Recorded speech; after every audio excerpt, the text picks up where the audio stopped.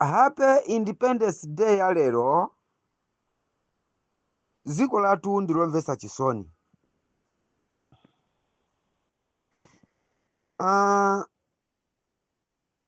Chaka ndi chaka amakhala akukondwerera Happy Independence Day.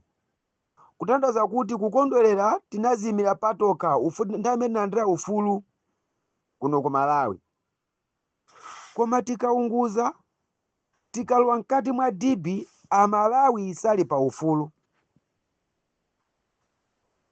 Tikaunguza bwinobwino ndikulowa mkati mwa dibi Amalawi sali pa ufulu, ali ndende yoyendera. Ndipo ndizomvetsa chisoni boma chaka ndi chaka limakali kuononga mamiliyoni mabilions kukondwerera chikondwerero chimenechi, koma Amalawi eni yake adzikolo ali pa mavuto ananu. Chifukwa munthu sunga makondwere kuti ndili pa ufulu pokapoka munthu uli pa mavuto. Sizoona ayi. Boma likulephera, boma lalephera, maboma onse akabwera mbuyomu akala akulephera. Amalawi akuvutikabe, Amalawi akuphulabe njerwa za moto pamene ukamba pano. Chifukwa kuvutika mavutika Amalawi ku South Africa ndi chifukwa choti dziko lathu la Malawi atsogoleri ake, agulugunyinda ake, abwantasa ake, abwampini ake, akanyimbi ake ndi anthu oyipa mitima amafuna kuzikundikira chuma okha. Ngati dziko kuyambira lero akanayamba kuyambapo, chifukwa dziko kuti litukuke linyamuke tikafike pa mapu sizingatheke liyendera pa chaka chimodzi ayi, komano ayambepo kupanga zofunikira. Ndizomvetsa chisoni anthu nkumachoka mu dziko lawo limene china chilichonse chilipo: nyanja, misinje, nthaka yabwino, pasi pa golide, miyala ya mtengo wapatali yosiyanasiyana. Munyanjamo muli nsomba zoti zikhoza kumagulisidwa pa mtengo odula.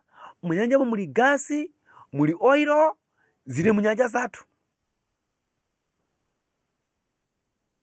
Koma boma atsogoleri athu akulephera kuyambapo. Sikuti ayamba ndi ndalama za mthumba mwawo, koma ndalama za misonkho ya ife Amalawi. Komanso bomali asaname kuti chaka chino sitipanga, sitikondwerera chifukwa china kuti tikufa 7 ndalama. Mboza chilipo chimene akuthawa. Ichi ndiye chilungamo. Kodi mukunduza kuti apita mutalika zaka zonsezi ankalamula kuchoka 2014 kuzafika mu 2020 chikondwerero amachipanga chaka ndi chaka, dziko linali kuyenda bwino? Ansalaka ayi. Amalawi analibe akuphulabe njerwa za moto. Amalawi analibe akunyamuka mapita wa South Africa makasakasaka maganyu kunuko maganyu kulibe. Mperiod ya Joyce Banda ola Bingu ola Bakiri Muzi anthu amasanga nditu 6 July, koma dziko linali kuvutika. Mmetu kuvutikira pano ontaya chakwera chakwanango imika kamodzi 2024 chifukwa cha ngozi ya ndege ija. Koma masanga chaka ndi chaka, koma Malawi akuphulabe njerwa za moto. Ngati ziko atsogoleri akanayambapo kuyang'ana maso patali. Golide akumugulayo, golide akugula 600 kg ndikumapeza 128 billion myezi yochepa pa mwezi umodzi. Tapanga nisamwa kuti pasiku akumagula 15 kg 4 days 60 kg akwaku ndi ndalama zapa kuchuluka. Boma likutolera gwedo apa kuchuluka pa kuta kwa mwezi. Kodi atati zinthu za anthu akukumba pamanyo, akukumba ni machine, kodi azipeza pa mwezi gwedo chuka motani? Kodi ipeza ngati ife dziko tizipeza mabilioni otani pakuta kwa chaka kapena pakuta kwa mwezi? Tikutaya mabilions materials angani amene ali pasi pa omango otola.